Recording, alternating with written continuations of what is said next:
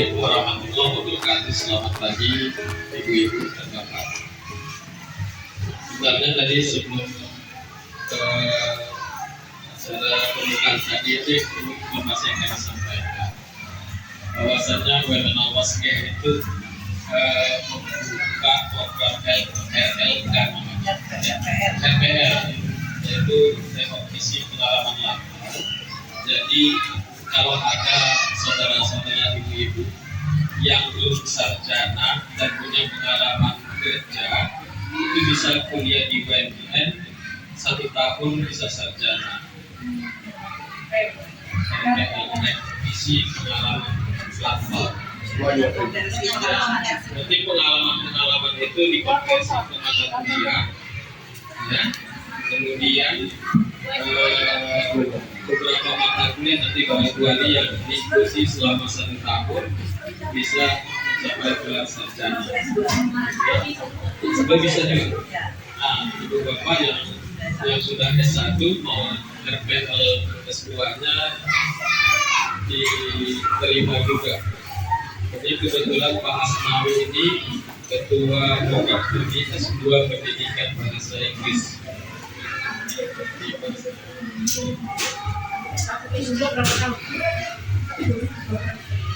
Kalau yang S1 itu dengan RPL setahun bisa selesai kuliah.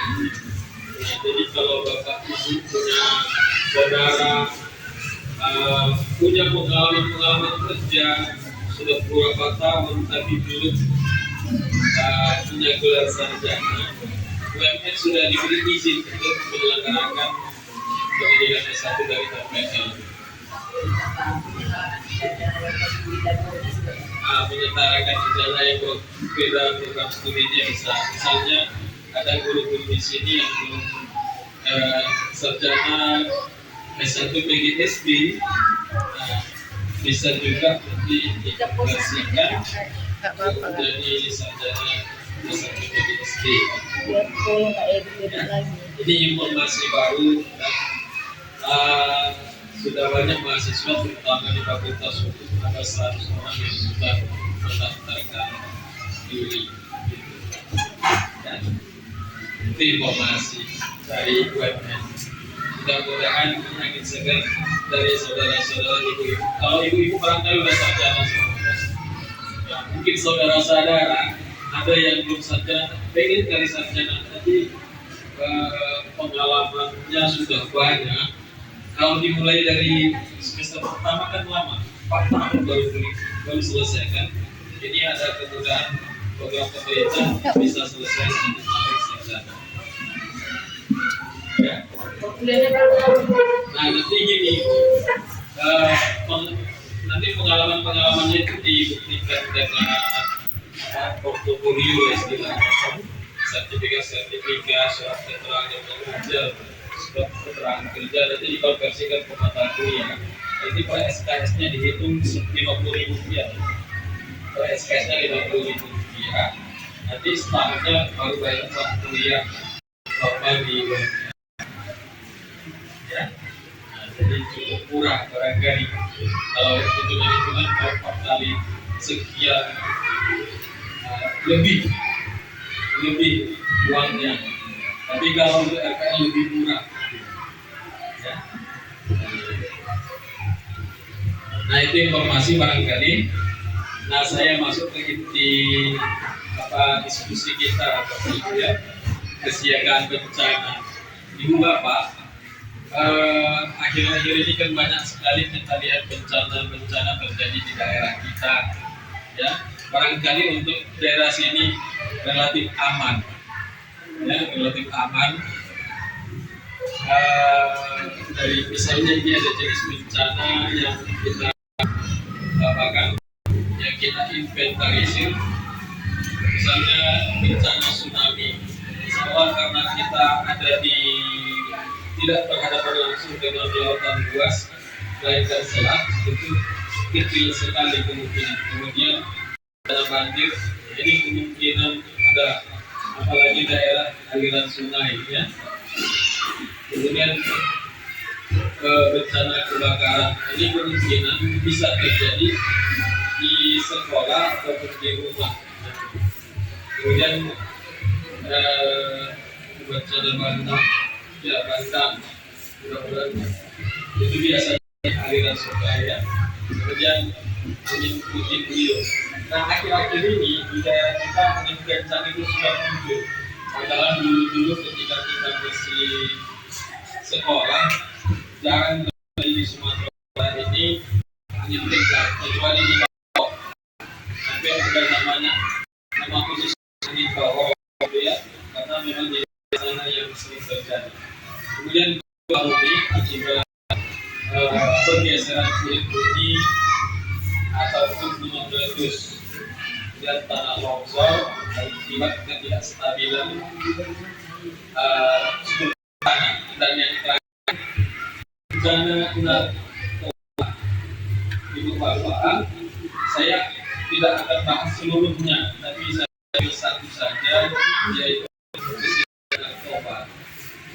Kenapa ini? Karena sekarang ini bapak, kitanya tidak mau untuk mendekati diri kepada narkoba, tapi orang lain yang agar kita rusak. Ini yang berbahaya. Ya. Sampai di media sosial kita dengarkan bahwa narkoba itu sudah dikemas dalam bentuk makanan ringan anak-anak. Ini. Jadi kita selaku guru bapak senantiasa waspada kalau misalnya jajanan di dalam barangkali sekolah bisa kontrol, ya kan. Tapi kan banyak masyarakat yang berjualan di pinggir jalan sana, yang namanya untuk mereka yang wajar. Barangkali hanya untuk pengendalian itu kita perlu awasi juga, mengenali siapa yang berjualan. Bukan kita agar ketika ada orang yang tidak kenal, kita waspada juga apa yang dijualnya. Kalau yang dijualnya ini barang yang tak berbahaya, barang saja saya pikir tidak berbahaya.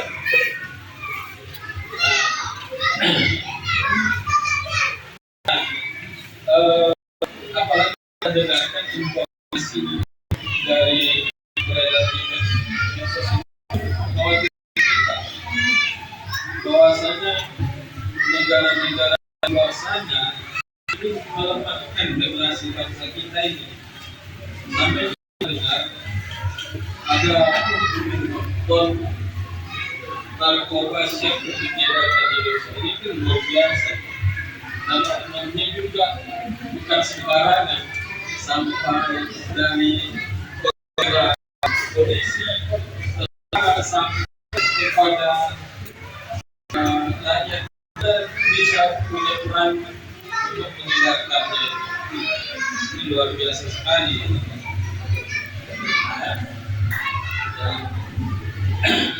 Cuma kita sepertinya tidak berdaya dengan aksi-aksi dari kartel-kartel narkoba ini, karena diinformasikan pun sama kita media sosial agar orang tua berhati-hati, kan jadi sebab ini sementara anak-anak kita jam lah di rumah bersama kita kan. Pegang dulu, nanti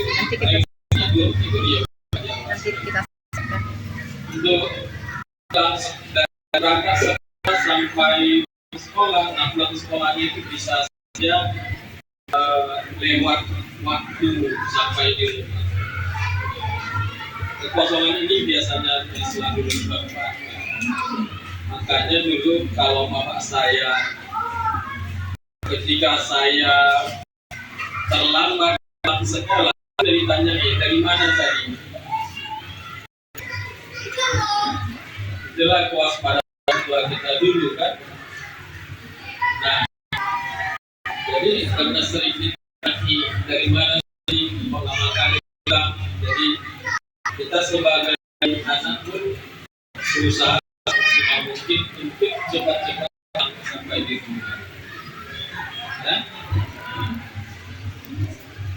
Nah, saya tidak akan bahas ini barangkali Ibu Bapak karena teoritisnya panjang. Sementara kita punya banyak tips supaya tidak terlalu lama. Ya. Ini ada yang disebut narkotika dan psikotropika. Inilah yang bisa mempengaruhi otak, yang merusak otak anak-anak kita yang sedang berkembang. Jadi ini harus kita cegah sudah semaksimal mungkin. Kemudian psikotropika itu adalah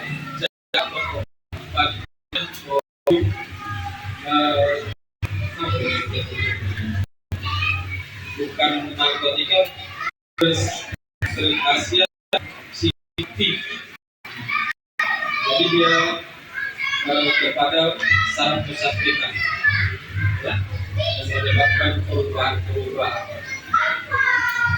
Nah, ini kita lihat ada beberapa golongan dari narkotika dan psikotropika.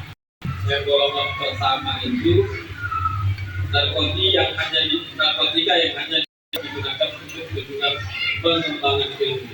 Nah, ini masih bagus karena untuk pengembangan ilmu, misalnya kalau kita perlu operasi, narkotika inilah yang digunakan agar kita bisa dioperasi. Bayangkan saja kalau tidak ada narkotika ini, bagaimana kita mau dioperasi? Bisa jerit-jerit kita, ya.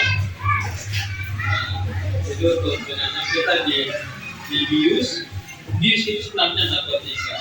Makanya di dunia kedokteran itu ada spesialis anestesi. Jadi dokter itu memberikan sesuai dengan dosis yang dibutuhkan untuk menghilangkan rasa sakitnya. Tidak boleh berlebihan. Ya, jadi berkirakan sekian menit kemudian, sekian jam kemudian selesai tindakan, pengaruh dari akan hilang. Tapi sudah selesai tindakan operasinya, gitu. Nah, itu tidak menguntungkan bagi kita sebenarnya narkotika. Yang berbahaya itu kan yang digunakan di masyarakat ini tanpa dosis, sehingga banyak yang overdosis, ya. Jadi contohnya itu heroin, kokain, ternyata ada bagusnya. Golongan kedua juga berhasil untuk pengobatan. Ya. Nah, cuma ada satu kekurangannya, menyebabkan ketergantungan, yaitu contohnya ekstasi. Ya. Yang ketiga, ini juga untuk pengobatan, potensinya mengakibatkan ketergantungan, contohnya pornografi. Kita kalau pagi mungkin agak berat ya. Kemudian untuk pengobatan ini juga menyebabkan ketergantungan yang nama diazepam.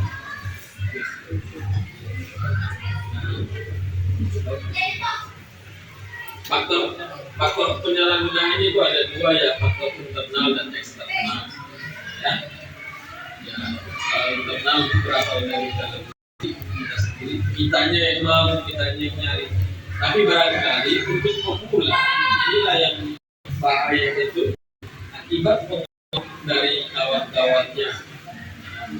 Ibu bapak juga kita selektif juga memperhatikan siapa teman-teman anak-anak kita itu, ya, siapa kawan-kawan.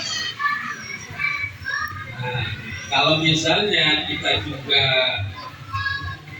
anak kita itu berkawan dengan pemakai, apalagi pengedar, lebih bagus kita sendiri jangan. Apabila perlu dibatasi langsung. Ada teman saya di kota di Pangatian, dia tahu berkawan dengan pengedar. Ditanya, Pak, kira-kira di kampung kami ini berapa orang lagi, berapa keluarga lagi yang belum terkena? 9 kakak, Pak, termasuk keluarga bapak yang belum terkena. Jadi satu kampung ini hanya tinggal 9 kakak saja yang belum terkena, masih bersih. Kalau nggak anaknya, ayahnya, mamanya, papunya, rata-rata begitu. Ya, itu biasa. Nah, kemudian itu dari kita membentengi diri dan keluarga kita. Kemudian faktor yang berasal dari luar individu, lingkungan yang sangat berpengaruh sekali. Kondisi keluarga, kalau ini biasanya kondisi keluarga yang bertentu ini cepat sekali berpengaruh gitu ya, karena anak kita yang merasa tidak nyaman di dalam rumah, kita mencari kenyamanan di luar rumah. Itu yang bisa kita terpengaruh ya. Ini saya cepat-cepat saja ya. Nah, dampaknya secara berkala ya, menimbulkan gangguan kesehatan fisik.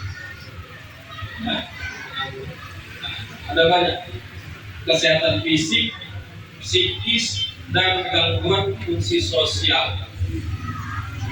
Nah, fisiknya jadi tidak stabil misalnya. Nah, kemudian kalau psikisnya, contohnya mudah tersinggung atau tidak mau diganggu oleh orang lain. Nah, jadi termasuk gangguan-gangguannya. Kemudian cara menanggulanginya, ya. Cara menanggulanginya yang pertama itu meningkatkan keimanan dan ketakwaan kita terhadap Tuhan Yang Maha Esa. Di agama kita diakui di Indonesia semua agama pasti melarang penggunaan narkoba. Ya. Jadi meningkatkan ketakwaan kepada Tuhan Yang Maha Esa, pengamalan agama baik di keluarga, lingkungan sekolah maupun masyarakat. Kemudian melakukan sosialisasi undang-undang narkotik dan undang-undang psikotropika serta peraturan yang sejenis. Melakukan penyuluhan, ya, kemudian banyak melakukan kegiatan-kegiatan positif yang akan mengurangi kesempatan untuk terpengaruh hal-hal yang negatif. Misalnya anak-anak kita itu dibuat kegiatan-kegiatan misalnya olahraga, terserah olahraga apa yang disenangi, atau pelatihan lain, pelatihan membuat keterampilan yang nanti bisa menjadi bentuk wirausaha. Kemudian di lingkungan yang positif, melaporkan kepada pihak yang berwajib jika di sekitar lingkungan kita ada indikasi jalan narkoba, kemudian membawa pecandu ke pusat rehabilitasi. Ya, itu kalau sudah terjadi. Ya, mudah-mudahan kita semua sekeluarga Bapak dihindari dari bencana. Ya. Nah, demikian barangkali yang dapat saya sampaikan. Kalau ada pertanyaan, kami persilakan nanti sekalian kita sampaikan informasi ya. saya tutup sementara dari sesi saya. Billahi taufiq wal hidayah. Wassalamualaikum warahmatullahi wabarakatuh.